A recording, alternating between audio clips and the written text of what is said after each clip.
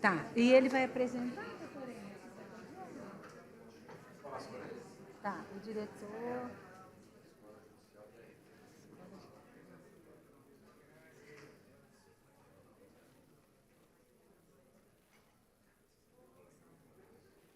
Já deve estar ligado.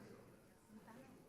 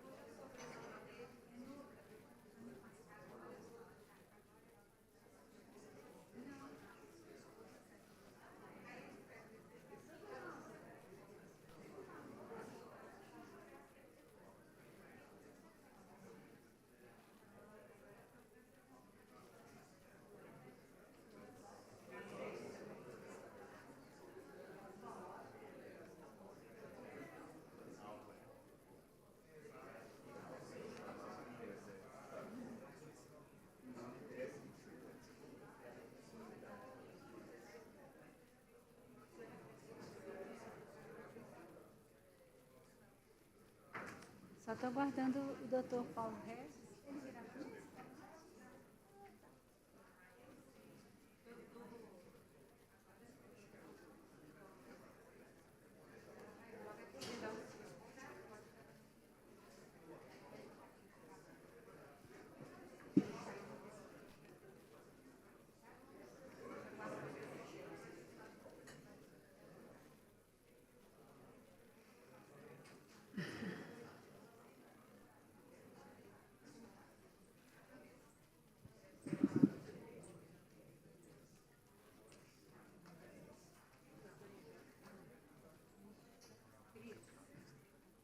Uma hora.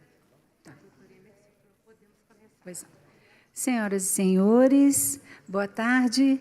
Dando sequência ao evento, compõe a mesa de honra o segundo vice-presidente e diretor da Escola Judicial do TRT de Minas, desembargador Emerson José Alves Lage, o diretor da Escola Judicial do TRT da Segunda Região, desembargador Álvaro Noga, e o palestrante, o professor Dierle José Coelho Nunes.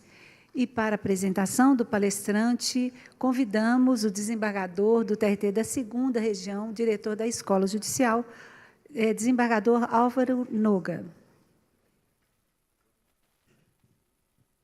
Boa tarde.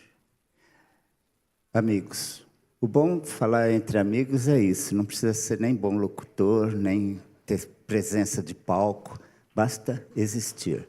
Cheguei, todo mundo me tratou bem, e eu agradeço a honra que me foi concedida pelo presidente do Conematre, Paulo Regis, que falou, vai lá que é a sua vez.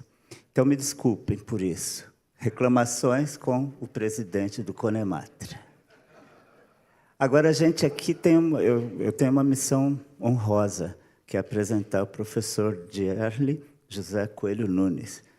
O currículo dele é excepcional, mas eu vou começar antes dizendo que eu sou Álvaro, um homem de aparentes 60 anos, quase totalmente careca, com barba nascendo, um pouquinho, branco, 1,70 m, 69 quilos, terno azul marinho, camisa azul clara, gravata prateada com amarelo, estou parecendo um carnaval.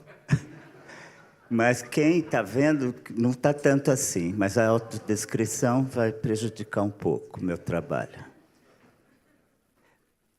Todavia, nós estamos aqui por causa dessa tarde para ouvir o professor Dierle, que possui doutorado em Direito Processual pela Pontifícia Universidade Católica de Minas e pela Universidade degli Studi di Roma, La Sapienza, como pesquisador da CAPES. Tem mestrado em Direito Processual pela Pontifícia Universidade Católica de Minas Gerais. É membro do corpo docente permanente do programa de pós-graduação, stricto sensu, em Direito da Pontifícia Universidade Católica. O processo de trabalho na construção do Estado Democrático de Direito, colaborador do programa de pós-graduação stricto sensu em Direito pela Universidade Federal também de Minas.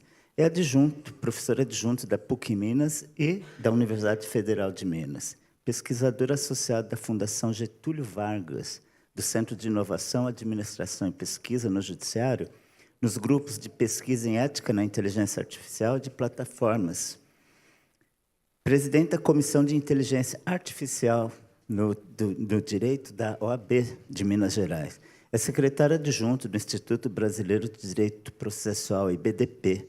É membro da International Association of Procedural Law, Instituto Ibero-Americano de Direito Processal, Instituto Pan-Americano de Direito Processal, membro honorário da Associação Ibero-Americana de Direito e Inteligência Artificial, IA, diretor executivo do Instituto de Direito Processual, membro da Comissão de Juristas que assessorou no projeto do Código de 2015 do Processo Civil na Câmara dos Deputados. Também é membro da Comissão de Juristas do Senado Federal, responsável pela reforma do Código Civil. É advogado sócio de Câmara Rodrigues Oliveira Nunes Advocacia, é diretor acadêmico do Instituto de Direito e Inteligência Artificial, IDEA, e tem experiências na área do direito, com ênfase em direito processual e constitucional. Teria outras páginas, mas o professor concorda que eu pare por aqui. Gente, eu peço uma salva de palmas para o nosso palestrante. Tem a palavra, professor. Boa tarde para todas, boa tarde para todos. Primeiramente, queria me autodescrever. Eu sou um cidadão bem miscigenado, grisalho, estou na faixa dos 40 e muitos anos, estou com um terno cinza, uma camisa branca, uma gravata roxa, e é uma grande honra estar aqui para falar para todas e todos nessa tarde de hoje. E queria e não poderia deixar de agradecer ao honroso convite que me foi direcionado pelo professor Kleber Lúcio de Almeida, que me brindou com essa oportunidade de estar aqui hoje falando para a elite da Justiça do Trabalho brasileira e para comentar um pouco com vocês sobre um capítulo que me parece talvez um dos mais essenciais na atualidade, que é o capítulo da própria percepção de como que a sociedade digital ela promoveu uma mudança muito grande no próprio convívio social como um todo e vem promovendo uma alteração muito delicada no âmbito do sistema jurídico. E o meu propósito aqui, exatamente na posição de tentar ofertar para vocês uma análise o mais panorâmica possível do fenômeno digital para vocês, o meu propósito é, em alguma medida, perpassar todos os grandes debates que nós temos no que diz respeito a essa questão hoje no âmbito jurídico. Obviamente que eu não tenho intenção de descer às minúcias dos grandes debates que vocês, na atualidade, travam cotidianamente ao julgar, envolvendo o fenômeno da uberização, envolvendo as questões em torno dos impactos das novas tecnologias no ambiente laboral. O meu propósito aqui é um pouco de tentar entender como que o digital vem moldando a sociedade na atualidade e em que medida que isso acaba gerando uma série de gatilhos de litigância e gatilhos que vocês vão ter que, inclusive, entender um pouco melhor o sistema e a sociedade para além do que ordinariamente a gente percebe acessando o ambiente web, porque as pessoas, às vezes, têm uma percepção equivocada de que tem uma percepção adequada do digital porque usam as tecnologias, as utilizam principalmente como ferramentas, e o que aconteceu, em verdade, ao longo, pelo menos, dos últimos 20 anos, é exatamente a mudança da percepção das tecnologias de informação e comunicação, que eram vistas tão somente como ferramentas, para que esse ambiente digital ele criasse claramente um eixo transversal de compreensão epistemológica da sociedade. Então, meu propósito é exatamente tentar elucidar isso da forma mais panorâmica possível para todas e todos, para que vocês consigam efetivamente entender esse fenômeno. E a primeira coisa que eu preciso convidá-los é perceber uma questão. Nós, na atualidade, trabalhamos principalmente com uma verdadeira transição de poder no mundo inteiro. Nós saímos de uma concepção de poder e de direito que vinha predominantemente do Estado, e nós caminhamos para um sistema no qual o poder passa a ser estruturado não só ou tão somente pelo Estado, mas também pelo poder das chamadas Big Techs, as chamadas Big Nine, na atualidade, as 5 grandes empresas americanas e as 3 grandes empresas chinesas, que vão, obviamente, gerar aquilo que a gente vai chamar de impérios digitais. Nós trabalhamos hoje com modelos que vão tentar estruturar como que esses modelos, esses 3 grandes impérios estabelecem, e que, inclusive, estabelecem a principal guerra que nós temos hoje, que é a guerra pela tecnologia, a guerra por chips.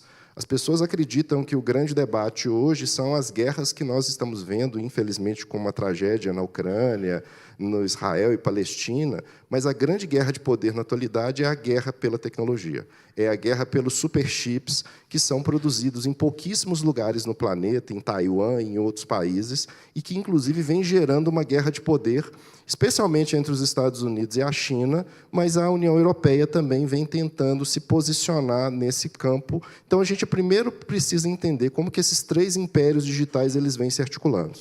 E o primeiro grande império, sem dúvidas, é o Império Americano. E o modelo americano, inclusive de gestão, foi um modelo que, principalmente ao longo dos últimos anos, até por terem as principais empresas, a Amazon, a Microsoft, Apple, etc., eles estabeleceram uma lógica de livre mercado, de fomento para o mercado, para exatamente permitir que essas suas empresas conseguissem cada vez maior proeminência. Sem dúvidas, são as empresas mais valiosas. A empresa mais valiosa do mundo hoje é a Microsoft, valendo aproximadamente 3,15 trilhões de dólares na atualidade. A segunda grande empresa mais valiosa do mundo é a NVIDIA, que, não sei se vocês sabem, mas é a fabricante dos chips ou das GPUs, das unidades de processamento gráfico, que são utilizados na base dos modelos de inteligência artificial, nos grandes modelos de inteligência artificial, notadamente hoje os grandes modelos de linguagem, como os LLMs, como os GPTs, o Gemini, eles precisam dessas unidades de processamento gráfico, dessas GPUs, para processar. A NVIDIA, na semana passada, ela ultrapassou a Apple como segunda maior empresa de valuation no mundo, valendo 3,5 trilhões de dólares na atualidade. E muitas pessoas, inclusive, nem percebem a importância da NVIDIA dentro dessa arquitetura. Então, nós temos, o primeiro grande modelo é o modelo americano. Só que o modelo americano, especialmente de alguns anos para cá, ele se tornou uma grande questão. Por quê? Os próprios Estados Unidos começaram a ver que a ausência de regulação que eles pregavam gerou digamos assim, um cavalo de Troia dentro dos próprios Estados Unidos. Porque, não sei se vocês vêm acompanhando, mas o debate polarizado hoje na política americana é fruto da falta de regulação que eles fizeram no ambiente das plataformas e da regulação das redes sociais, que permitiu que, inclusive, eles sofressem ataques para induzir a polarização, inclusive fruto muito da política estabelecida pelo Putin desde 2014 como uma guerra tecnológica de geração de fake news e polarização nos outros países, para que o próprio Putin pudesse ganhar toda a proeminência que ele teve, fazer as invasões que ele vem fazendo sem grandes ressalvas dos outros grandes poderes. Então, o lema do Putin, inclusive, desde 2014, é: se eles estão brigando nos outros países, eles não vão me incomodar. Então, ele gera desinformação nos países estrangeiros para que isso gere a polarização e as pessoas fiquem brigando entre si. Nos Estados Unidos tem uma grande disputa quase visceral que nós assistimos todos os dias. Mas perceba, os Estados Unidos, desde o ano passado, o governo Biden mudou a ideia regulatória. Então, a ideia de que eles trabalhavam principalmente numa noção de livre mercado, de ausência completa de regulação, o governo Biden mudou isso porque ele começou a ver que isso gerava um problema para o próprio poder do Estado americano. E essa transição de poder é a primeira grande transição que a gente precisa perceber. Se nós, do direito, não conseguimos estabelecer salvaguardas para que o digital ou para que as grandes empresas de tecnologia elas modelem a própria sociedade, nós estamos numa situação bem delicada. Porque esse modelo hierárquico vai sofrer uma transição para esse modelo heterárquico, no qual, ao lado do poder do Estado, nós temos o poder dessas grandes empresas de tecnologia. Esse é o modelo americano. O modelo chinês ele é um modelo híbrido, porque eles adotam o uso das tecnologias, mas o Partido Comunista ele é um dos grandes sócios das grandes empresas de tecnologia chinesas. Então, eles usam tecnologia para controlar os seus cidadãos, eles têm uma modalidade regulatória também preocupada com as questões, fazem e utilizam da tecnologia para, inclusive, inibir informações em relação aos seus cidadãos, mas eles, como há uma mescla do poder do Estado com o poder das Big Techs, porque eles são também sócios das Big Techs, então eles fizeram uma política interessante que vem fazendo com que a China chegue muito perto dos Estados Unidos como grande potência tecnológica. A China só não passou os Estados Unidos porque os Estados Unidos fizeram uma política externa para impedir que os superchips fiquem à disposição da indústria chinesa na atualidade. E aí a China está tentando, na atualidade, criar os superchips com todos os bloqueios que estão sendo impostos pelos Estados Unidos especificamente. E, ao lado desses dois, tem uma tendência regulatória, que, inclusive, aqui nós, no Brasil, mais nos aproximamos, que é a tendência regulatória da União Europeia, que é a ideia de um controle pelo risco e pelos direitos. Vocês devem estar acompanhando que acabou de ser aprovado o AI Act, que é a lei da inteligência artificial, estabelecendo responsabilidade, criando, inclusive, um ambiente regulatório. A Europa tem o DMS, o DSA, que são normativas, o GDPR, que são todas normativas regulatórias, mas mesmo eles que estão tentando promover uma regulação através de direitos, sofrem um lobby pesado das Big Techs para que eles não inibam o poder que eles granjearam ao longo desses últimos 20 anos. E é os últimos 20 anos mesmo que nos fazem começar a pensar que nós vivenciamos uma sociedade hoje totalmente embasada na preocupação em torno dos nossos dados digitais.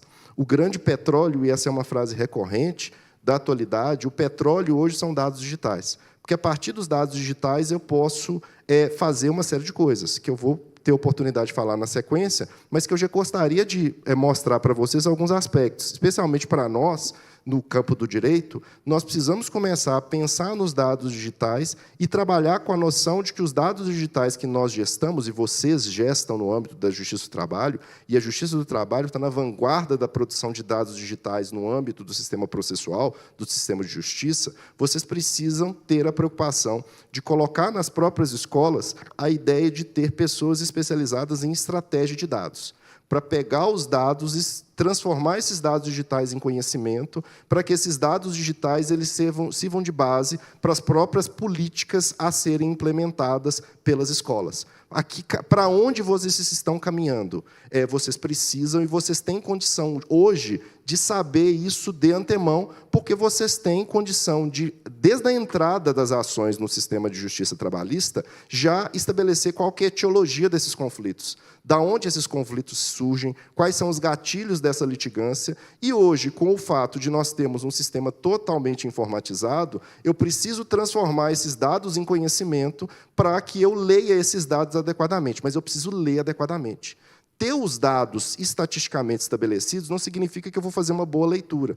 E eu trouxe esse exemplo aqui do Abraham Wald, da Segunda Guerra Mundial, que é um exemplo muito importante. Durante a Segunda Guerra, eles pegaram os caças que voltavam depois de uma tentativa de ataque, e eles começaram a fazer uma análise a partir das perfurações que os caças sofriam.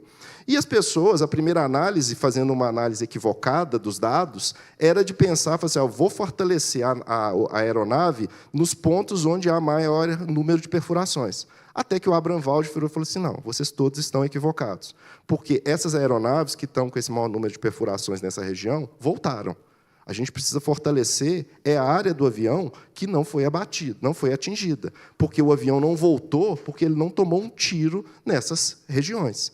Então, eu preciso ler bem os dados. Então, é essencial que, num ambiente digitalizado, eu comece a pensar no profissional estrategista de dados para pegar esses dados e transformar esses dados em conhecimento.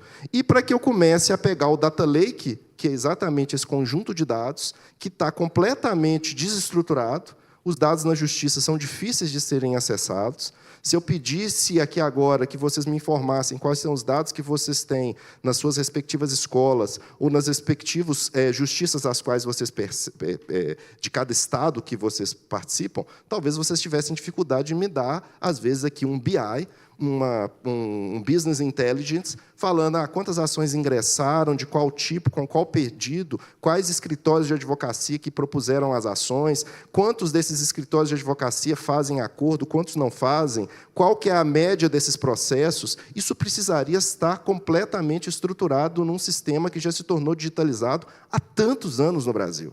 E me causa perplexidade que a gente ainda estabeleça ou tenha um ambiente no qual a gente não trabalha minimamente na persecução de um ambiente que seja data-driven.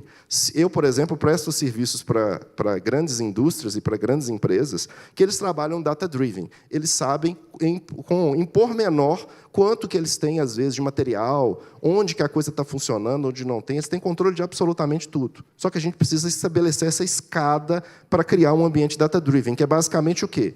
Primeira etapa de um procedimento para ser operado por dados é a etapa que, infelizmente, ainda muitas pessoas na área do direito se encontram, de resistência aos dados. Eu tenho os dados, mas eu não quero mexer com os dados, vai dar muito trabalho, vou ter que conversar de modo horizontal com o pessoal da TI, vou ter que dar poder para o pessoal da TI, é melhor eu ter as minhas ideias aqui, até porque são boas, e a gente acredita na nossa racionalidade, apesar dela já ter sido diagnosticada como limitada desde a década de 50, e a gente acredita na nossa capacidade humana de gestão, a gente acredita que a gente é o homo jurídicos, que é absolutamente racional e decide de modo absolutamente racional, e a gente acaba, por vezes, cometendo equívocos. E a gente, então, tem que ultrapassar essa etapa de resistência aos dados. Segunda etapa, que, num processo de estabelecimento data-driven, é o de curiosidade aos dados. Me parece que a grande maioria dos juristas, na atualidade, estão nessa etapa. Eles acabaram de descobrir o digital e começam a perceber que, com o digital, eu posso criar ambientes para a extração de informações muito interessantes, que eu posso, a partir daí, extrair formas de gestão muito mais estratégicas, que eu vou conseguir saber, numa tela extremamente usável, e usável é algo importante, é uma palavra que eu vou falar muito aqui. Eu tenho que ter usabilidade, as coisas têm que ser fáceis de serem utilizadas. Se não forem fáceis de serem utilizadas para o cidadão, para nós, como profissionais, como advogados, como juízes, tem um problema. Às vezes, o prédio não é usável. Você chega num ambiente do Poder Judiciário, às vezes, você fica perdido, parece que você está num labirinto.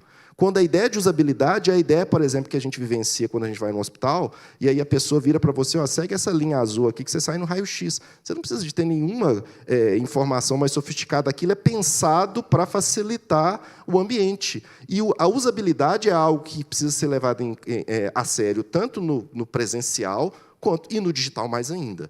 A gente precisa pensar nessa utilização cada vez mais consistente dos dados. Se a gente dá um passo adiante, a gente começa a ficar consciente dos dados. E usar esses dados para, como eu já disse, criar plataformas ou painéis inteligentes que me permitam, a todo momento, ter acesso às informações essenciais para que vocês deliberem, para que vocês decidam, para que vocês exerçam a administração da justiça. E o objetivo, em grande medida, de uma escola é exatamente permitir inteligência para que os projetos no âmbito da própria otimização e aprimoramento da justiça do trabalho sejam cada vez mais estratégicos. Vocês estão lidando com players, e aqui eu posso falar só da Uber, que, como vocês bem sabem, ele tem um conhecimento jurimétrico de todos vocês, sabe como cada um de vocês pensa sobre a questão do vínculo ou não do vínculo. Eu estou falando só um exemplo público e notório, já diagnosticado e pesquisado acerca disso. Mas eu estou falando de um exemplo, são 100 números de exemplos que vocês estão lidando com grandes litigantes, com repeat players, e eles diagnosticam vocês. Eles sabem como vocês funcionam. Se vocês não fazem o mesmo trabalho para conhecer a litigância desde o início, para que vocês tenham uma anamnese muito grande a partir desses dados, vocês estão, obviamente, lutando num ambiente que vocês estão enxugando gelo, porque vocês não têm nem a possibilidade de otimizar o sistema, porque vocês não estão atacando os gatilhos da litigância. E a ideia é de que a gente vá, obviamente... acho que deu uma travada aqui. Não, acho que agora vai. Deixa eu ver aqui. Foi.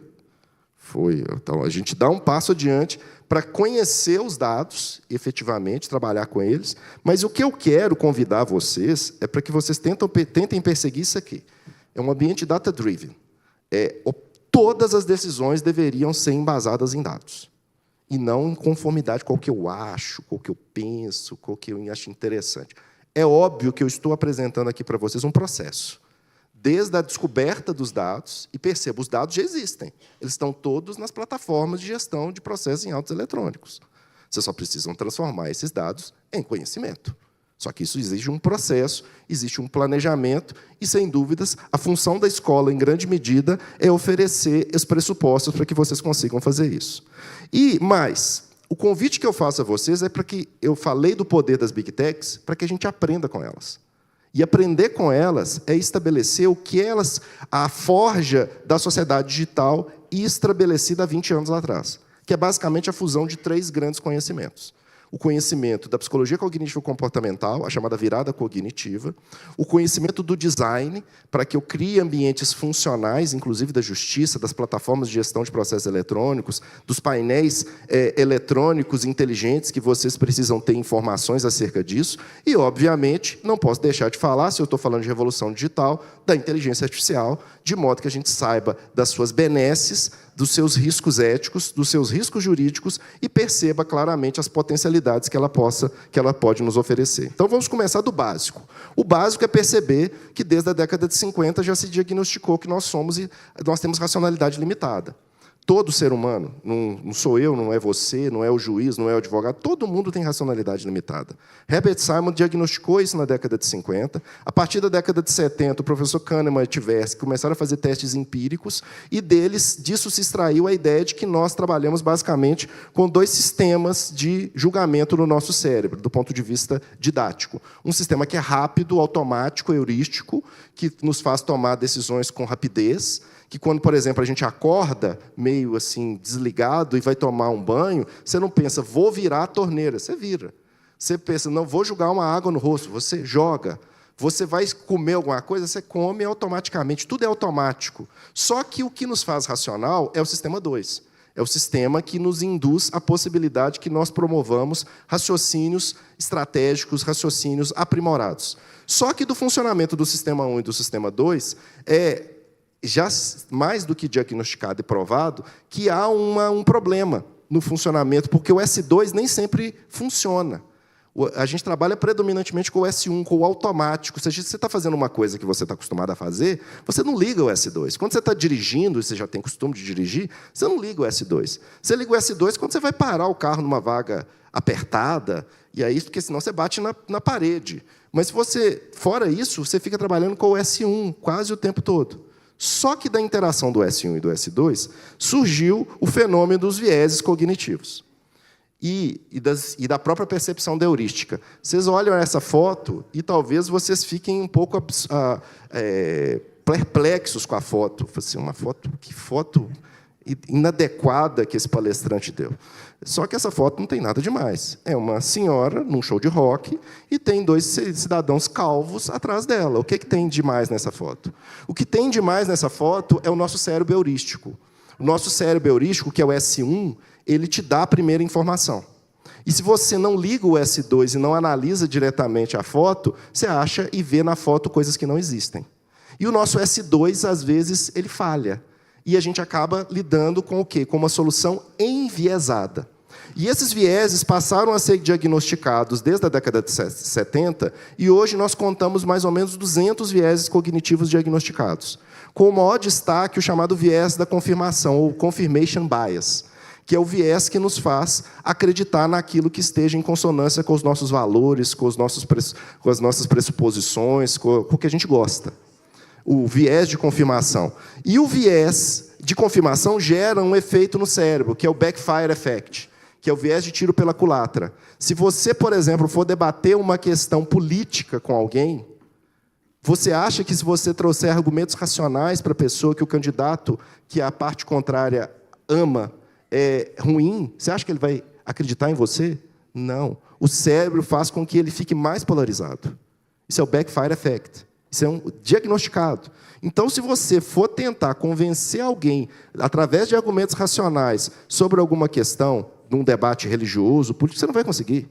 O cérebro não funciona assim. O cérebro trabalha com o quê? O cérebro trabalha com vieses.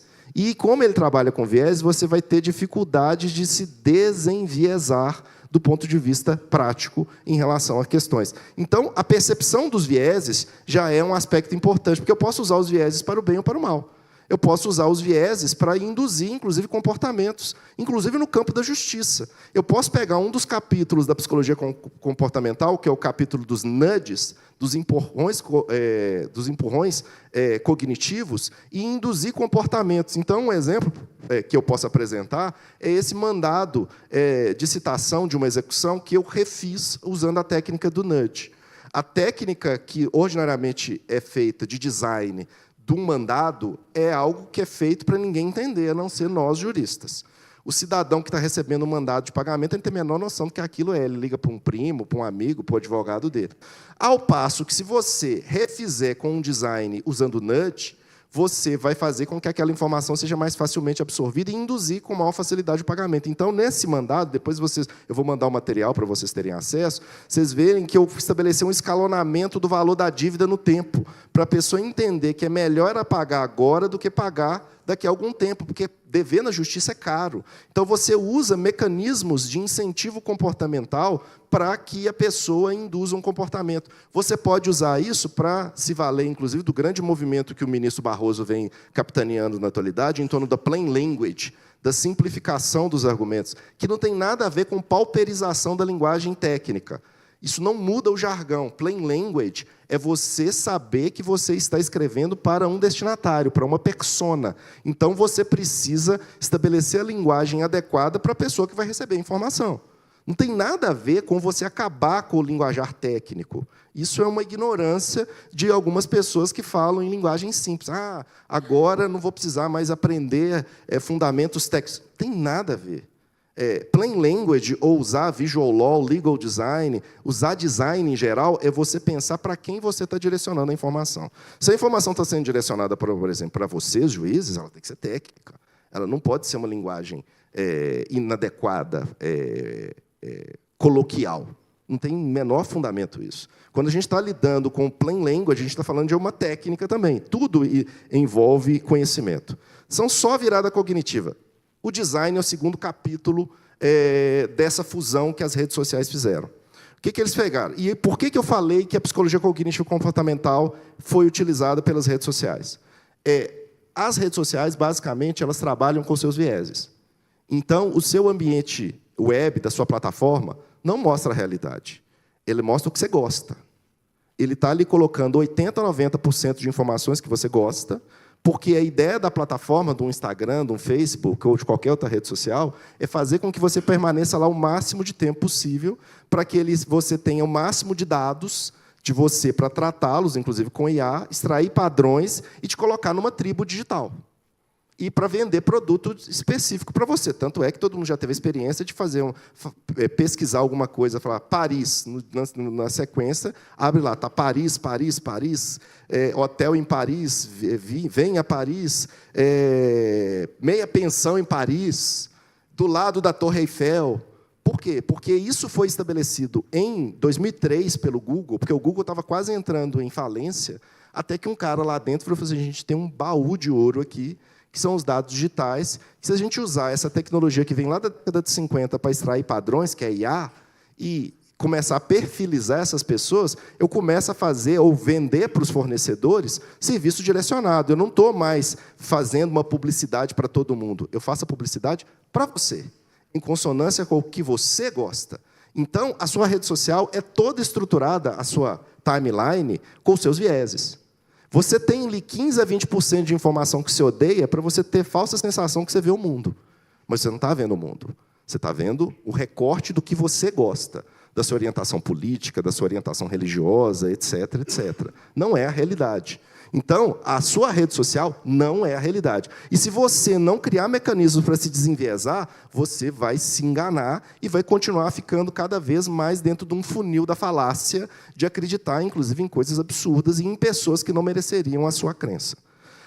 O segundo passo da rede social é a arquitetura de escolha, é o design. É você induzir formas, inclusive, num primeiro momento, para vender coisas. Foi o que a Amazon fez com o One Click, que a gente compra coisa na Amazon no susto. Eu compro quase todo dia um livro na Amazon, que depois, gente, quanto que eu vou ler esse danado desse livro? Mas eu compro em One Click. Eles idealizaram isso em 99. E é uma coisa que fez com que a Amazon seja uma das Big Techs hoje e valha quase trilhões, vale alguns trilhões de dólares.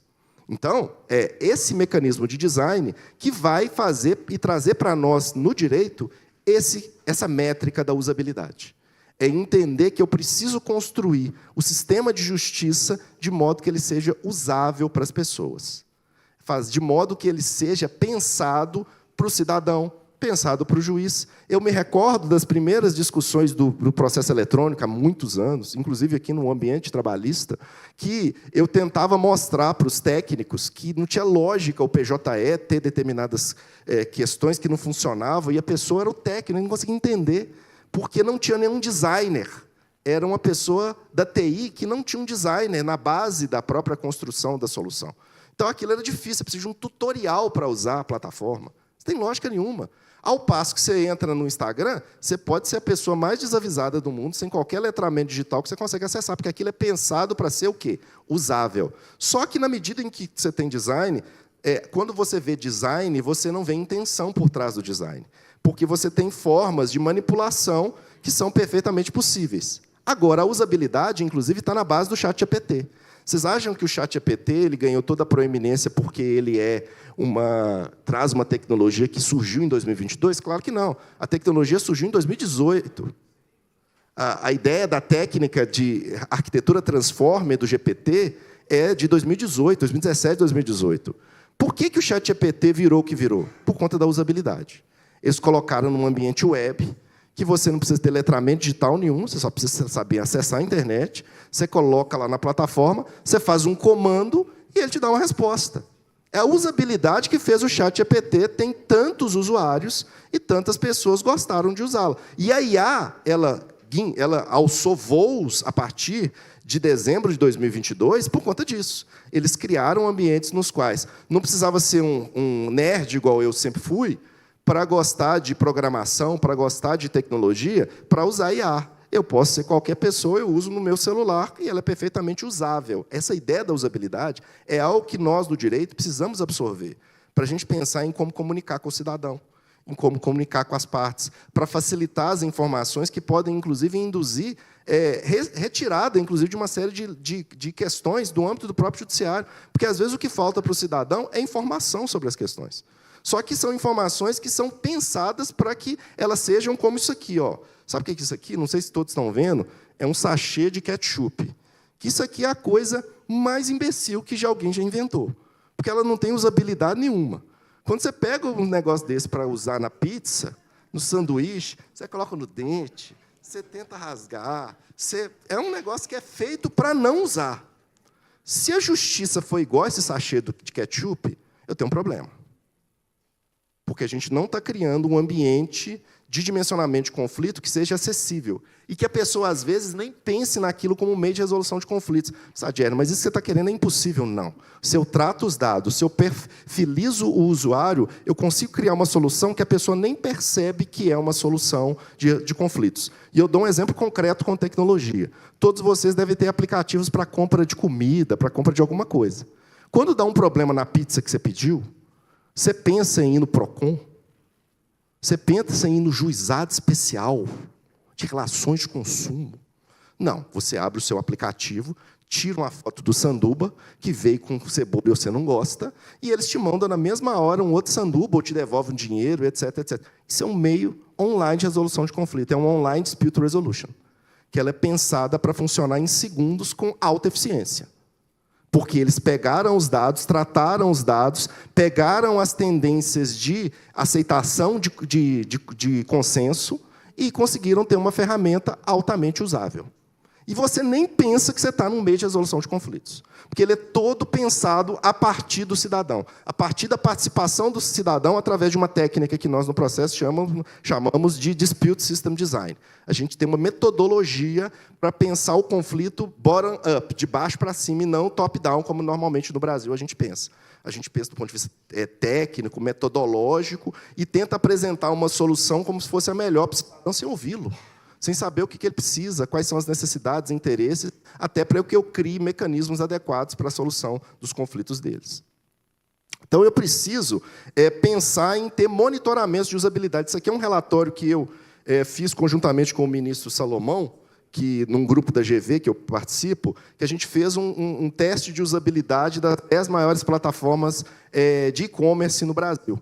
E a gente vai ampliar esse teste de usabilidade para outros ambientes digitais, para, inclusive, tentar chegar nas próprias plataformas do Poder Judiciário, das mais de 50 plataformas de processo de gestão em autos eletrônicos que nós temos. A gente precisa melhorar a usabilidade. Eu vou mandar depois esse material para que vocês tenham uma hipótese. Um detalhe, design pode manipular. Então, eu posso induzir comportamento. Esse aqui é o exemplo de 2010 da eleição americana, que eles mudaram o design no Facebook, porque, na época, as pessoas ainda usavam Facebook, hoje quase ninguém usa, mas eles mudavam, e, no dia da votação, eles colocavam para uma vez, aparecia uma vez na tela da pessoa, a informação com que a pessoa tinha votado e a informação que a pessoa tinha votado com os amigos que tinham votado. Essa alteração de design aumentou o número em 300 mil eleitores nos Estados Unidos. Algumas eleições americanas foram decididas por 100 mil votos. Isso aqui foi um teste que o Facebook fez conosco, porque o Facebook, não sei se você sabe, mas as redes sociais, as plataformas nos tratam como ratinhos de laboratório. Tem um psicólogo comportamental, Skinner, que alguns já devem ter estudado, que fazia com ratinho, reforço positivo, reforço... A plataforma faz isso o tempo todo conosco. E, quando ela está precisando de algum dado específico, ela coloca a gente numa situação extremamente importante para nós. Se você der esses dados, eu vou te mostrar como você será quando você for velho. Como vai ser o seu filho. Como vai ser a sua família. E aí você coloca os dados, como vai ser o seu avatar. Aí você entrega os seus dados de graça todos, e eles tratam os seus dados com coisas ultrapessoais e te perfiliza e sabe você muito melhor do que como você é. Isso aqui é uma outra forma de design prejudicial, que a gente chama de dark pattern.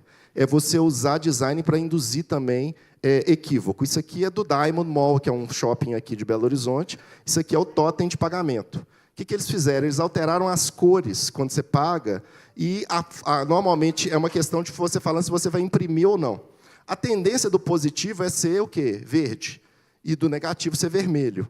Então, na hora que você paga, você clica o quê? O verde. O verde é não quero recibo de impressão. E eu, normalmente, quero recibo de impressão, porque vai que a cancela dá um problema. E aí, eles invertem as cores. Isso, percebam, é uma coisa boba, mas que é uma coisa que muda comportamento. E isso é utilizado, inclusive, no âmbito da justiça digital. Tem plataformas de ODR que são utilizadas por grandes players privados para induzir que as pessoas façam acordos, mudando o design comportamental da própria plataforma. Então, o mesmo teste que as redes sociais fazem, a gente pode usar na justiça para a justiça ser a melhor forma. E isso é utilizado amplamente para fazer desinformação também. Você cria, se a pessoa está numa sociedade de estresse, você induz gatilhos para a pessoa entrar naquilo que o Dan Ariely, que é um grande psicólogo cognitivo comportamental, chama de funil da falácia, que você começa a entender porque tem determinadas pessoas que acreditam em coisas absurdas na atualidade. É por conta de um processo que é utilizado, criando gatilhos mentais que partem, inclusive, de ambientes de alto estresse. Inclusive, eu venho falando com algumas autoridades no Brasil que o sul do país, agora, especialmente o Rio Grande do Sul, é um campo minado para desinformação e para fake news. Porque as pessoas estão num ambiente de estresse, e o ambiente de alto estresse é um ambiente muito vocacionado para fake news, para desinformação, para indução, que as pessoas acreditem em outro universo, em outro mundo, porque a gente já vive no multiverso das nossas tribos. Cada um de vocês acredita num mundo que não existe. Se você quer conhecer um mundo que existe, você tem que fazer algo que é muito traumático, como eu faço. Eu tenho um bando de grupos de WhatsApp de coisas que eu odeio. E que eu analiso eles 15 minutos por dia, para eu entender o que essas pessoas estão pensando. Para eu me desenviesar. Porque, se eu ficar só nas minhas redes, eu não estou vendo o mundo. Mas eu falo que é traumático. Porque, quando eu vejo o que as pessoas dizem, no que as pessoas acreditam, no que as pessoas defendem, eu fico em perplexidade. Mas eu, como estudo psicologia cognitivo comportamental há muitos anos, eu sei que isso é um processo de desenviesamento necessário para eu conseguir ter um mínimo de noção como que o mundo funciona na atualidade. Senão, eu vou continuar achando que o mundo é a minha tribo digital, com os valores daquelas pessoas, da minha família, dos meus amigos, que vão só retroalimentar os meus equívocos de vieses. E todos temos vieses. Todos acreditamos em coisas absurdas. Todos vão ter informação que acham que é verdadeira no primeiro momento, se você não faz uma verificação mais consistente. Mas eu não vou esmiuçar isso, porque eu quero falar de aspectos mais importantes para vocês. E, finalmente, eu chego na inteligência artificial. A inteligência artificial, como todos já sabem, é uma tecnologia que remonta à década de 40, à década de 50, tem toda aquela história do Alan Turing, que todo mundo já ouviu falar, do jogo da imitação, que é a ideia de criar uma máquina que emulasse algum aspecto da cognição humana, e isso vem de uma técnica que surge em 43, que é a técnica da rede neural, do Spitz, foi estabelecida no texto seminal do Alan Turing, em 1950, ganha o nome de inteligência artificial num congresso em Dartmouth, em 1956, pelo John McCarthy, porque ele quis dar um nome legal para aquilo que ele estava querendo, subsídio de pesquisa, então ele chamou de inteligência artificial, apesar de não ser nem tão inteligente, nem tão artificial, porque depende muito do ser humano para a própria modelagem da máquina, e dos dados humanos para servir de combustível para a máquina, e que, inclusive, só permitiu que a IA pudesse ganhar esse florescimento a partir dos anos 2000 por conta da internet, que gerou a explosão de dados e o Big Data a partir de 1993, quando a internet se tornou comercial. Mas percebam, isso surge na década de 50, a IA ela funcionou através de uma série de técnicas, que eu não vou entrar aqui em minúcias, mas eu preciso comentar alguns aspectos. O primeiro deles é que a IA promove basicamente o quê?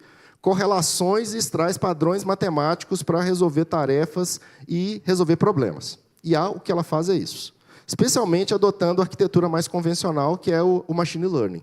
Então, o que ela faz? Ela pega um conjunto de dados, extrai padrões e correlações desses dados para resolver tarefas e resolver problemas. Isso pode ser um problema singelo, como te indicar o melhor filme na Netflix na próxima, que você deve seguir, para mostrar qual que é o melhor caminho para você chegar no seu serviço, ou coisa que o valha, para te desbloquear o seu telefone por biometria, ou qualquer outra coisa desse tipo. Pode ser uma coisa simples, mas, às vezes, a IA faz correlações absurdas, porque, como ela trabalha com dados e não vê a realidade, ela pode fazer como essa máquina fez aqui para fazer reconhecimento de animal, e entendeu que esse animal aqui é um tigre. E, obviamente, a gente vê que é um cachorrinho. Qualquer ser humano vê que é um cachorrinho, não é um tigre. Mas por quê? Não dá para acreditar completamente no que a IA faz. Normalmente, nós do direito, ainda a gente acredita no perfil da IA do cinema, que é a ideia da IA do Skynet, do Exterminador do Futuro. Todo mundo, inclusive, fica falando o tempo todo que ela pode vir nos matar, e etc, etc. Mas tem um monte de fake news no campo do direito, inclusive, envolvendo a IA. A questão de que alguns falam que a IA tem ciência, não, a IA faz processo algoritmo matemático de extração estocástica de informação. É isso que ela faz. Segundo, no direito tem essa falácia aqui do juiz robô da Estônia, que a própria Estônia teve que, há 2 anos atrás, desmentir isso, porque não é possível um modelo de IA julgar como nós humanos fazemos. O ChatGPT pode me ajudar a fazer uma sentença. Pode, se você indicar quais são os caminhos, como é que ela quer que seja julgada, a partir de quais parâmetros, ela vai fazer. Mas ela não consegue fazer uma análise tal qual o nosso cérebro humano, estamos muito longe disso. Também não tem isso na China, não. Há um tempo atrás tem essa notícia que na China os juízes estavam sendo controlados por IA. Isso é uma grande mentira. Eu fui obrigado a ler esse danado desse paper em mandarim, para descobrir que não tinha nada a ver no paper com o que o repórter tinha dito na reportagem. Então, o que a IA, basicamente, ela faz? Eu trabalho com 2 IAs. A IA analítica, que é aquela que a gente trabalhava com ela predominantemente até 2018, que é essa que faz o quê? Análise, resolução de problemas específicos. Então, eu posso usar a IA para fazer o quê? Para classificar processos, para mostrar, fazer uma pesquisa jurisprudencial, para mostrar qual que é a minha coerência decisória, pegar todo o meu dataset de decisões e mostrar a minha variância. Inclusive, na área do direito do trabalho, tem uma Legal Tech, que é a Data Lawyer, que faz isso e vende esse serviço para os advogados, para que faça juízo preditivo de todos vocês, falando como que vocês decidem, qual que é o valor que vocês fixam, faz até um gráfico de como que vocês decidem. Você só paga um valor e é lá Netflix para eles te darem essa informação. Então, isso é IA analítica, ela basicamente faz isso. Ela funciona através... o jeito de modelar ela, não vou entrar aqui nessa minúcia, porque eu não quero entediá-los. usando o que a gente chama de machine learning, que eu também não vou entediá-los com isso. Mas, a partir de um determinado momento, especialmente, o que aconteceu? O machine learning ele passou a ganhar proeminência, especialmente a partir dos anos 2000, por conta do volume de dados que a gente começou a ter e pela ampliação do poder computacional que a gente passou a ter nos anos 2000. Só que quando a gente chega em 2010, 2011, com o uso das GPUs, aquelas que eu falei no início da exposição da NVIDIA, eles começaram a ampliar o poder computacional de uma IA de um modo brutal. Para vocês terem uma ideia, uma CPU de um computador nosso trabalha com 16, 32 cores. Uma GPU trabalha com 10 a 20 mil cores. Então, a capacidade de processamento de informação é assim, brutal. E isso ganhou proeminência a partir de 2010. E isso começou a permitir que a IA começasse a ser usado como suporte à tomada de decisão. Como suporte à tomada de decisão, ou, em alguns ambientes, como tomada de decisão mesmo. Hoje, por exemplo, você vai num banco, a análise de crédito é toda feita de modo informatizado. Você não tem nenhum gerente lá analisando seu crédito. Pelo contrário, às vezes você vai ter uma informação, o seu gerente fala que você tem direito a uma coisa e você não tem direito a nada daquilo. Eu tenho um exemplo pessoal, inclusive, alguns anos atrás, quando eu tive meu filho, eu decidi fazer um seguro de vida. E quando eu fui fazer o seguro de vida, eu procurei uma pessoa que mexia com seguro de vida, de uma grande empresa americana, para me vender o serviço. A pessoa falou assim, nossa, você tem todos os elementos, tudo para ser nosso cliente. E aí, na hora que ela colocou os meus dados na máquina, a máquina me rejeitou. Eu estou, inclusive, traumatizado até hoje. Porque o machine learning, a IA, ela trabalha com rede neural, especialmente convolucional, ela é opaca. Ela não consegue explicar por que ela chegou naquela resposta. Nem quem programa, nem quem é dono sabe. Essa semana, o Sam Altman, que é o CEO, um dos donos da OpenAI, que é fabricante do ChatGPT, ele falou, nós não sabemos muito bem como que o que a gente produz decide, não. Ele falou isso num grande encontro que teve em Seul. Se o Sam Altman, que fabrica o ChatGPT, não tem ideia de como funciona, eu vou saber? Então, eu não tenho como saber como ela decide. Nós estamos ainda em pesquisas buscando o que a gente chama de XAI, que é inteligência artificial explicável, mas é um campo de pesquisa da ciência da computação super complicado. E isso já nos traz um problema para o direito. Porque uma das coisas que é pressuposto para o direito e para o processo decisório é a gente saber por quê. Saber explicar por que chegou àquela resposta. Saber interpretar como a gente chegou naquela resposta. Então, as IAs, para nós, têm um problemão. E elas passam a ser usadas para decisões dos mais distintos hipóteses. O exemplo mais emblemático, inclusive, que é conhecido por todos, é o caso aqui do COMPASS, que muitos de vocês já devem ter ouvido falar, que é utilizado na Justiça Criminal Americana desde 2015. E, em 2016, o COMPASS, que é um software de uma empresa privada, a Northpoint, e uma ONG americana de nome ProPublica, pegou os resultados do COMPASS. O que o COMPASS faz na Justiça Criminal Americana? Ela auxilia o juiz criminal a verificar se aquela pessoa é perigosa ou não, para auxiliá-lo a promover decisões de liberdade provisória ou o que seja. Eles foram fazer a análise das decisões do COMPASS e descobriram que o COMPASS ele aumentava o score de periculosidade se a pessoa fosse preta ou se a pessoa fosse latina e reduzia se a pessoa fosse branca. Porque a máquina ela retrata o dataset. E os dados que foram alimentar o COMPASS eram dados de juízes humanos fazendo análise de risco de periculosidade de pessoas. E como o juiz americano ou os americanos são muito racistas e preconceituosos, tanto conosco, latinos, quanto com as pessoas pretas, a máquina reproduziu isso. E isso começou a colocar em pauta o problema da discriminação algorítmica, que no campo trabalhista é um problemão. Não sei se vocês sabem, mas algumas empresas começaram a usar, o próprio Google começou a usar IAs para tentar recrutar pessoas. E o primeiro processo de recrutamento que eles buscaram executivos, a máquina de cara já tirou todas as mulheres e todas as pessoas que não fossem brancas e que não tivessem 40 e poucos anos. Por quê? Ele pegou o dataset de qual que é a média de executivos nas empresas de tecnologia. Só que olha para você ver, se você tem um problema de discriminação algorítmica, esse é um problema que vocês podem se deparar em breve ao julgar. Se a máquina que fez isso, como que ela decidiu? Como é que ela analisou a questão? Só que é black box, é caixa preta. Então, eu preciso pensar em formas regulatórias. Nós temos o AI Act na Europa, tem a ordem executiva americana, do Biden, e no Brasil nós temos o projeto de lei 2338, que trabalha com classificação de riscos, e coloca a justiça como atividade de alto risco.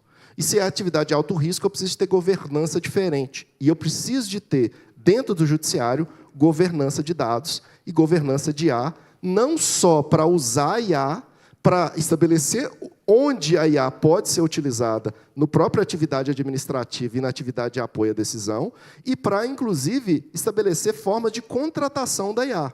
Por quê? Porque, se eu não faço isso, eu crio um problema. Mas a gente ainda está num vácuo legislativo. O projeto 2338 vai ser analisado no Senado Federal na próxima semana, no dia 12, Dia dos Namorados, analisando se vai se manter o substitutivo que foi elaborado depois do projeto estabelecido pela Comissão de Juristas.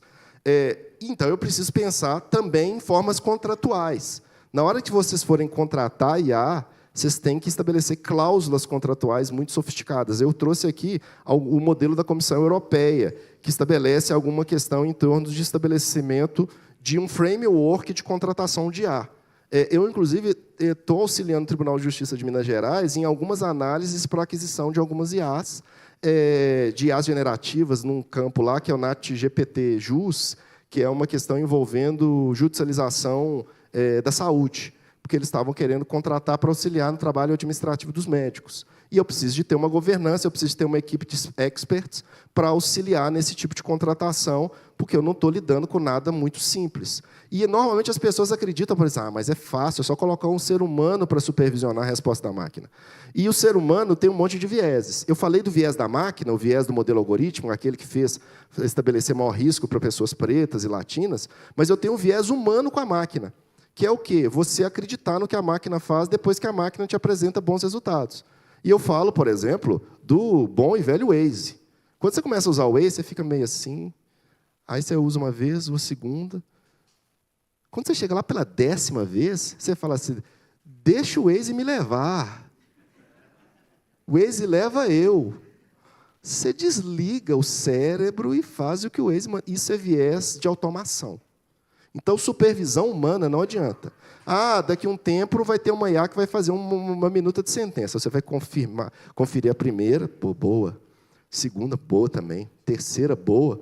A partir da 4ª, assinatura digital e sistema repetitivo, causa chata. O cérebro é preguiçoso de todo ser humano. Isso é demonstrado pela psicologia cognitiva. Ou seja, eu preciso ter supervisão humana séria. Eu preciso de ter governança séria em relação a isso. Eu preciso de ter normas e técnicas, preciso ter uma regulação, preciso pensar em explicabilidade, mas eu deixo isso depois para vocês acessarem. E eu tenho as IAs generativas. E as IAs generativas, eu chego finalmente na ideia dos transformers estabelecido a partir, e especialmente notabilizado a partir do ChatGPT. E eu perguntei para o ChatGPT quem sou eu, e ele falou quem eu sou essa pessoa aqui. E essa pessoa que o ChatGPT disse que eu sou, não sou eu. Porque ele falou que eu estudei num lugar que eu não estudei, que eu escrevi livros que eu não escrevi, e que eu co-escrevi livros com pessoas que eu adoro, mas que eu não co-escrevi. Ele fez o que tecnicamente a gente chama de alucinar. É o termo técnico, alucinação maquínica. Os GPTs, ou os transformers, eles fazem a melhor continuidade algoritmo matemática de uma informação a partir de um comando, de um prompt. Então, ele cria. Ele não é uma ferramenta informacional, ele é uma ferramenta criativa. Se ele tiver uma boa estrutura ou for uma coisa mais recorrente, ele vai te dar uma resposta boa, em mais de 60% das vezes. Mas ele pode inventar coisas. Perguntaram para ele quando que o Ayrton Senna, que completou 30 anos da sua passagem, recentemente, no último dia 1º de maio, quando que ele morreu e onde. E o ChatGPT falou que ele morreu em Interlagos, em 1990. Porque a correlação Ayrton Senna em Interlagos, estatística, é muito maior do que a Ayrton Senna em Imola. Então, ele constrói informações. E isso poderia ficar só nesse problema da alucinação maquínica, mas aí pessoas da área do direito começaram a usar o ChatGPT para fazer petição e para fazer decisão. Coloca lá o comando e ele deu informação. E aí, o que aconteceu nos Estados Unidos, há mais ou menos um ano e meio atrás? Os advogados pediram para fazer uma petição, e ele fez.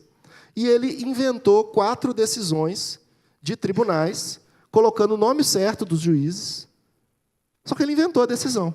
E quando isso caiu para o advogado da Exadverso, o advogado foi fazer a pesquisa, é o advogado da Avianca, inclusive, e viu que aquelas decisões eram alucinadas.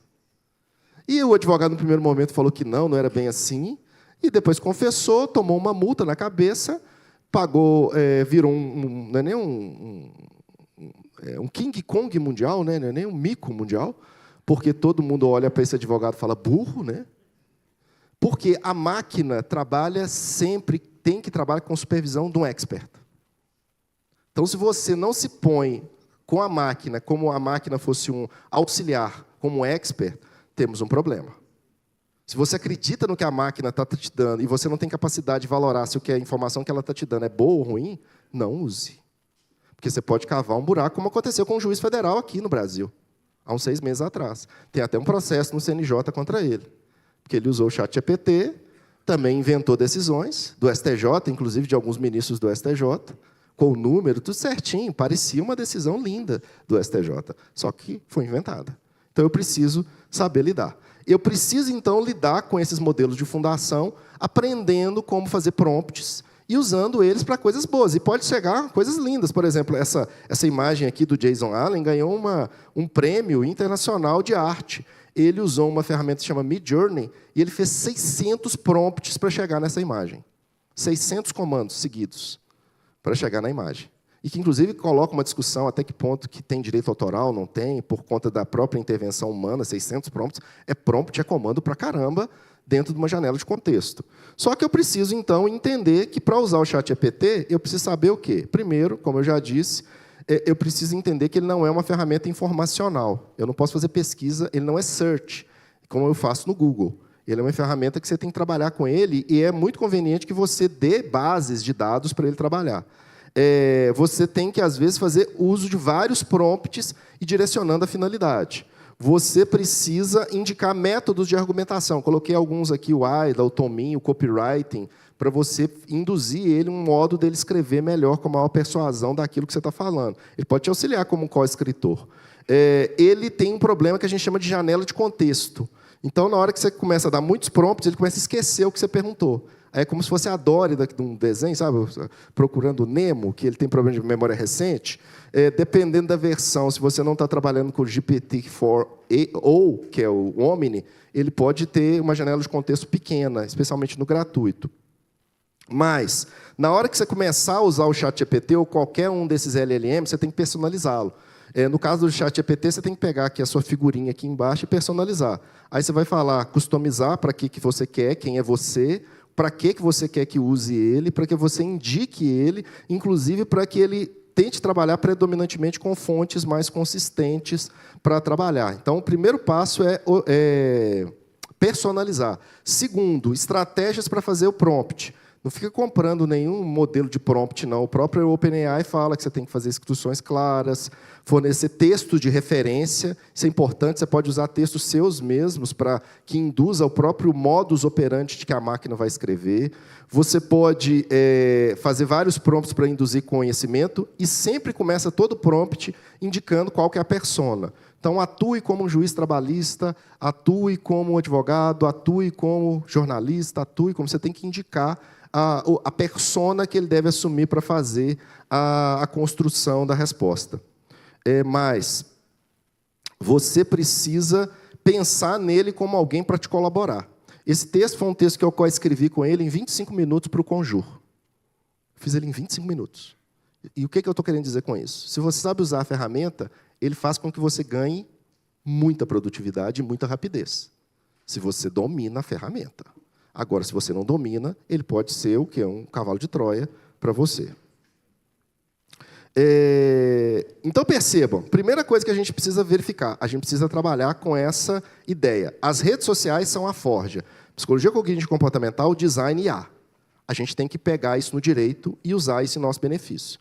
Psicologia cognitivo comportamental no sentido de entender melhor o perfil dos nossos usuários, de saber as nossas personas, de fazer análise diagnóstico da nossa litigância.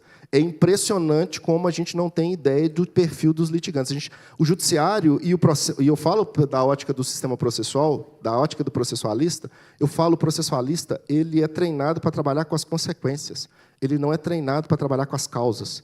nós precisamos mudar o sistema e começar a permitir um sistema de justiça que trabalhe com as causas, com os gatilhos da litigância, com a litigância predatória, e me valer, inclusive, de mecanismos tecnológicos para isso.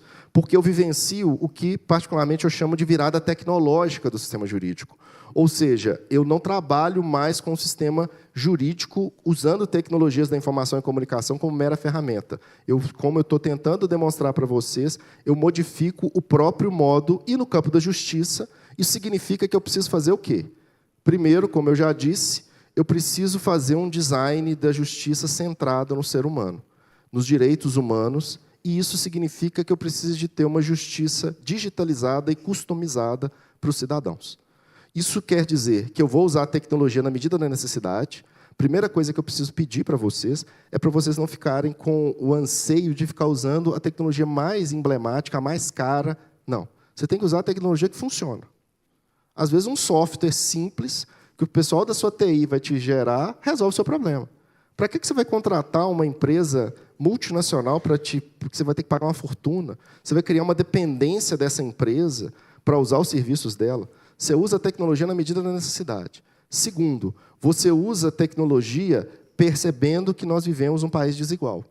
Então, cidadania digital é um problema para nós. Tem pessoas que não têm acesso a equipamento, que não têm conexão.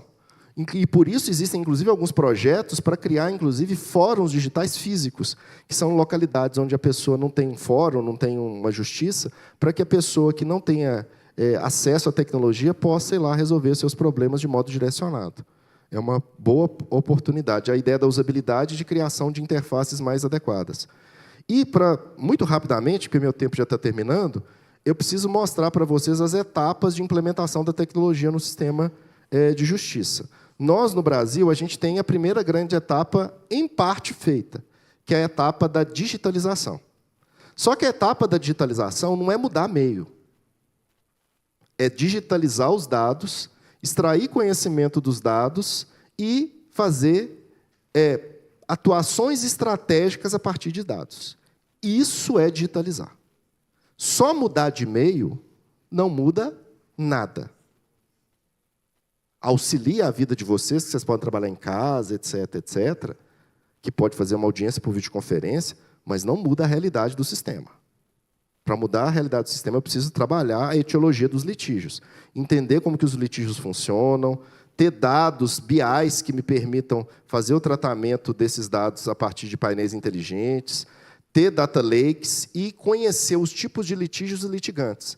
Eu trouxe só rapidamente aqui, esse é um modelo do TJ de Pernambuco, que é o Bastião, que ele basicamente é utilizado para fazer detecção de litigância predatória.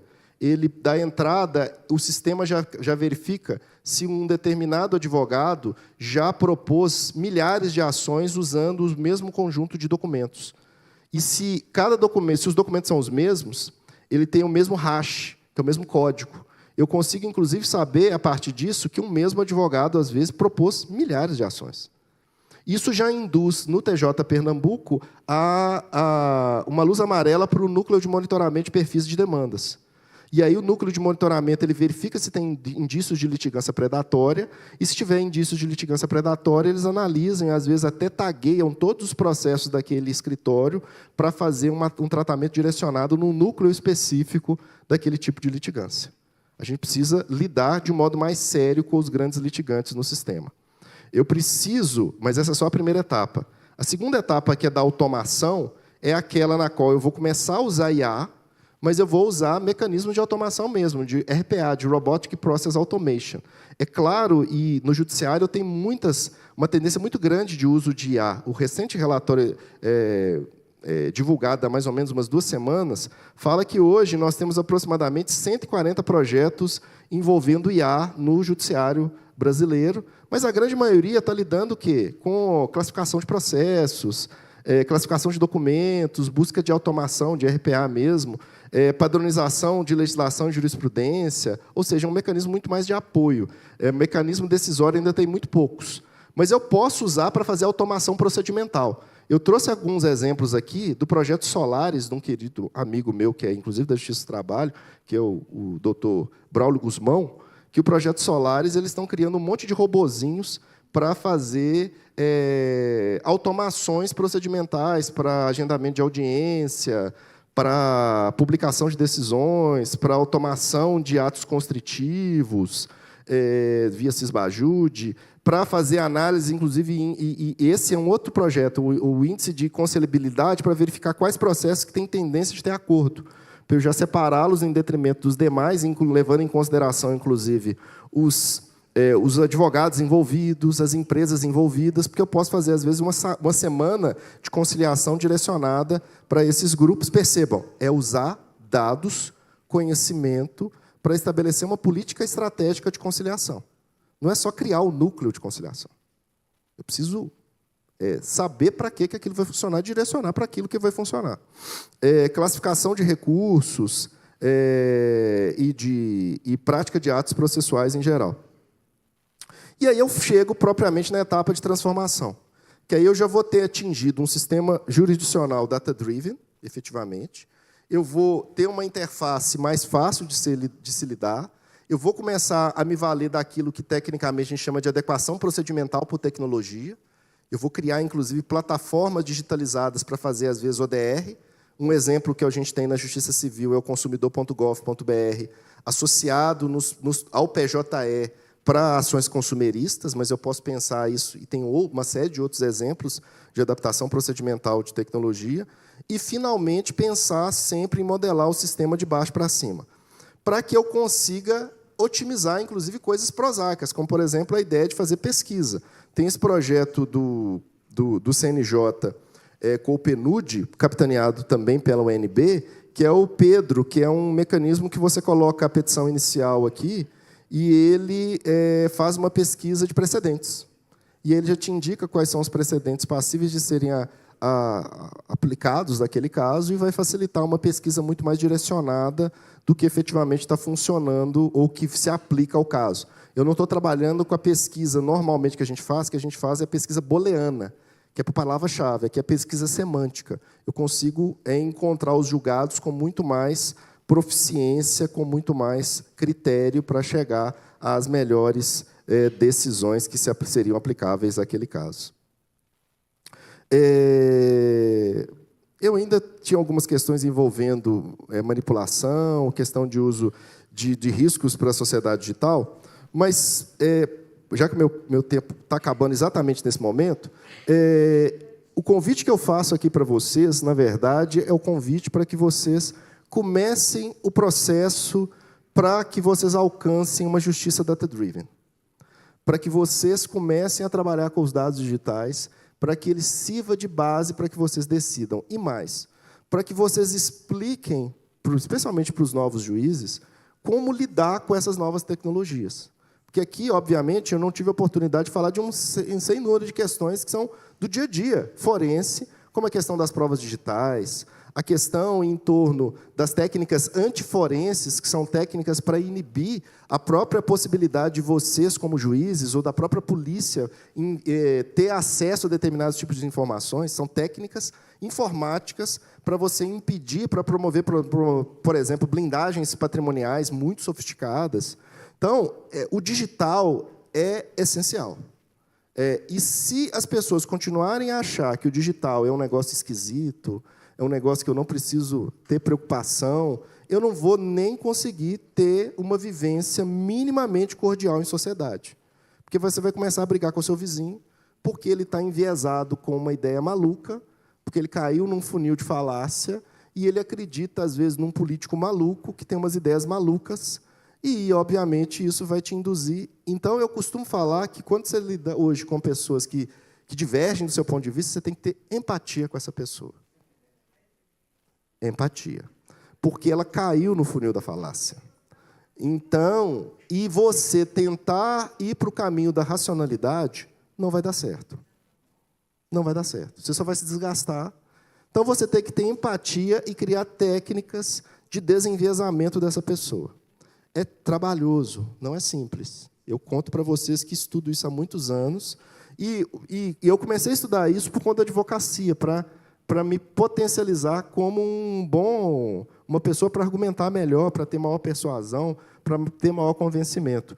Mas isso abriu uma caixa de Pandora tão grande para a minha percepção da própria sociedade do mundo, que me faz ter cada vez mais empatia com as pessoas quando eu vejo essas pessoas muito doidas, que acreditam que a Terra é plana e coisas do tipo. Eu tenho profunda empatia com essas pessoas, porque eu vejo que ela realmente caiu num ambiente no qual ela não consegue sair. E como a fonte de informação dela é a rede social dela, que vai ampliando o grau de enviesamento e colocando ela num funil cada vez mais estreito, é muito difícil sair desse labirinto. Mas eu queria pedir para vocês que vocês pensassem muito seriamente em levar a sério a digitalização. E levar a sério a digitalização não é preocupar-se com o PJE, é transformar o que a gente tem. E hoje, infelizmente, a gente só está começando, o CNJ tem o Codex, tem o DataJude, mas ainda com finalidade só para trabalhar com as ODS. A gente está começando. E eu estou aqui no ambiente e na justiça brasileira que tem condição de sair na vanguarda disso. Porque vocês sempre estiveram na vanguarda de todos os avanços tecnológicos. É chegada a hora de vocês entrarem na vanguarda real para criarem uma justiça data-driven, que, inclusive, vai conseguir lidar melhor com toda a campanha que vocês, Justiça do Trabalho, sofrem contra. Todo o movimento global de, inclusive, esvaziamento e sucateamento da Justiça do Trabalho. Se vocês não usarem esse conhecimento para que vocês estejam um passo à frente, vocês estão perdendo uma grande oportunidade. Muito obrigado.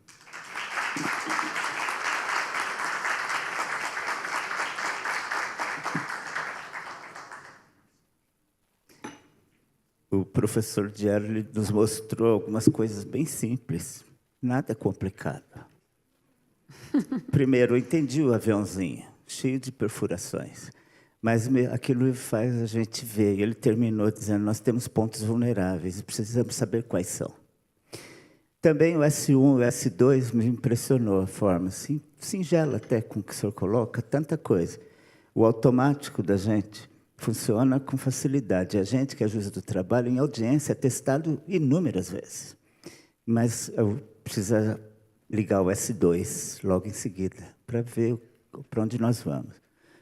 Inteligência artificial, a gente aprende aqui, lendo, estudando, pegando aparelho. Essa sua natural, inteligência natural, é surpreendente. Mas o que nós, da Justiça do Trabalho, precisamos fazer? Cuidar da governança desse assunto. E é para isso que nós estamos aqui, para nascer a preocupação. Obrigado, professor. Obrigada, desembargador. Convidamos o desembargador Emerson e o desembargador Álvaro para a entrega do certificado ao palestrante, doutor Gerli.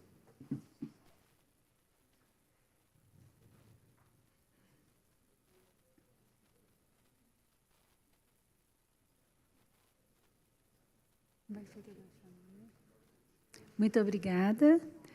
Convidamos os presentes para visitarem o Centro Cultural da Justiça do Trabalho. Podem se sentar. Obrigada. E agradecemos a participação dos intérpretes de Libras da Associação dos Surdos de Minas Gerais, Bruna Michele Pereira e Patrícia Alves Loureiro Serafim. Muito obrigada. Faremos um intervalo para um café e, a seguir, serão realizadas 2 reuniões. A primeira dos diretores e coordenadores das EJUDs e a segunda dos secretários das escolas judiciais. Muito obrigada. Boa tarde.